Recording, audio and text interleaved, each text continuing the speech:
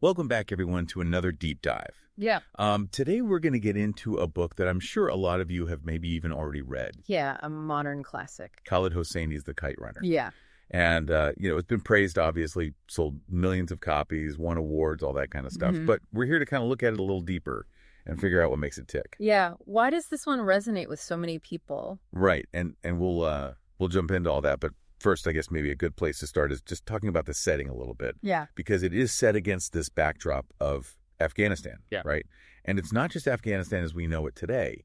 It's Afghanistan pre-Soviet invasion. Right. We see the country sort of in two different eras, almost two different worlds. And I think that kind of adds to the impact of the whole story. Absolutely. And then at the center of it all are these two young boys, Amir and Hassan. And their story really gets at like some universal experiences, right? Yeah, absolutely. It's about guilt and redemption, secrets, betrayal, and ultimately the bonds of family, whether those are blood ties or something else. Yeah, and it's all tied to this tradition of kite fighting, which I have to say, before reading this book, I didn't really realize how significant it was in Afghan culture. Oh, it's huge. I mean, it's not just a kid's game.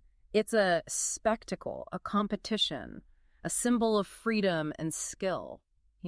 And for Amir, it seems like it's his chance to prove himself to his father, Baba, who we find out was like this legendary kite fighter back in the day. Exactly. There's that classic father-son dynamic playing out. Amir desperately wants Baba's approval, and he sees the kite fighting tournament as his way to finally earn it.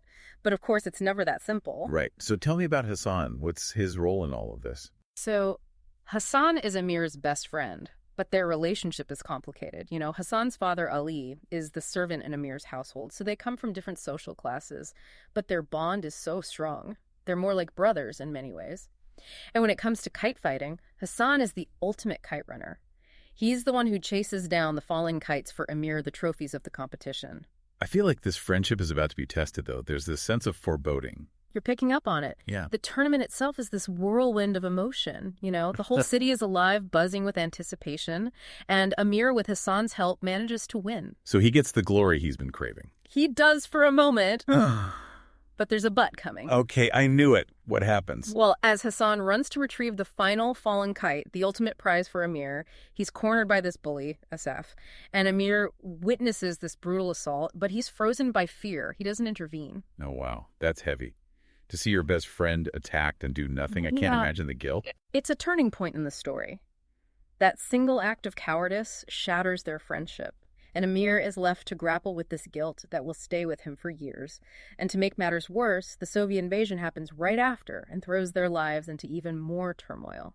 So now, not only does Amir have this internal conflict, he's also dealing with this external chaos of war. So what happens to them? They're forced to flee Afghanistan, leave everything behind, and start a new life in America. That's a huge adjustment. It is. They face all the challenges of assimilating, rebuilding their lives while carrying this weight of their past. Baba especially struggles. He has to take menial jobs, a far cry from his life in Kabul, and Amir, he tries to bury his guilt, move on.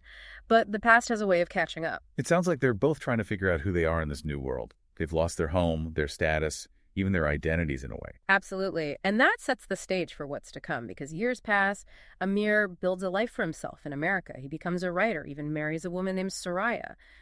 But the past isn't done with him. It all comes rushing back with a single phone call, and that phone call is going to change everything. Ooh, that's a cliffhanger. We'll have to wait for part 2 to find out more about that phone call. But So that phone call, it comes from Rahim Khan Baba's old business partner.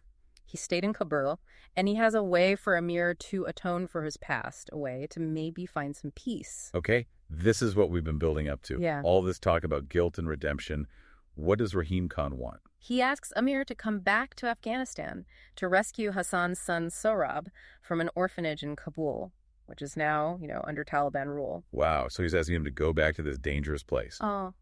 But there's more to it, right? There is, Rahim Khan also reveals that Hassan was actually Baba's son, his illegitimate son, meaning Hassan was Amir's half-brother this whole time. Whoa, talk about a revelation. So now it's not just about atoning for the past, it's about family, about protecting his own blood. Exactly. It adds this whole other layer to Amir's guilt and sense of responsibility. So he goes back to Kabul. Uh-huh. But it's not the Kabul of his childhood anymore. Right? Not at all. This is a city ravaged by war under the control of the Taliban. We see how much has changed, how the The beauty of Afghan culture is now overshadowed by this brutality. And in the middle of all this, he runs into Asif, Mm-hmm. right? The bully from his childhood. Yeah, Asif is now a high-ranking Talib official. It's a chilling reflection of how things have changed. And this time, Amir is the one facing Asif's violence. Oh, wow. So it's like a showdown, years in the making. Yes. Does he stand up to him this time? It's actually Sohrab who saves him. He uses his slingshot, remember that, from their childhood games to blind Asif, and that allows them to escape. Wow. That's some poetic justice there. But getting Sohrab out of Afghanistan, I'm guessing that's not easy. No, it's a whole other ordeal, navigating the bureaucratic hurdles, dealing with the trauma Sohrab has been through. You have to remember, this is a young boy who's seen horrific things. He's lost everything. He's withdrawn, distrustful. So even though they're out of physical danger, the emotional scars are still there. Exactly. Amir's journey is far from over. He's now responsible for Sohrab. But how do you even begin to connect with a child who's been through so much? That's a tough question. And I guess that's what we'll explore in the final part of our deep dive. So we're back, and, we left off with Amir and Sohrab safe in America, but safe is a relative term, right? Right. Safe on the outside, maybe? But Sohrab is still carrying all this baggage, all the trauma of what he's been through. Exactly. And that doesn't just disappear because you've crossed a border. It's, like you said earlier, the emotional scars are still there. They are, and they run deep. He's withdrawn, he's quiet, he doesn't trust easily. And Amir, he wants so desperately to connect with Sohrab, to give him this sense of family and belonging, but it's not that simple. No, it's not. I mean, imagine being Sohrab, a young boy who's seen so much violence, lost his parents, been betrayed by the people he should be able to trust. It's no wonder he has trouble opening up. Exactly. It's like he's built up these walls around himself. And Hosseini doesn't shy away from showing just how difficult that healing process is. It's messy, it's unpredictable, and there are no quick fixes. And there's that one scene I keep thinking about where Amir takes Sohrab to a park to fly kites. He's trying to share this little piece of his childhood with Sohrab, connect with him through this tradition that means so much to him. That scene is so powerful because it shows the weight of Sohrab's silence. Amir is offering him this gesture of peace, of joy, trying to rebuild something. But Sohrab is just numb. He's not ready. And yet there's this tiny moment of hope, right?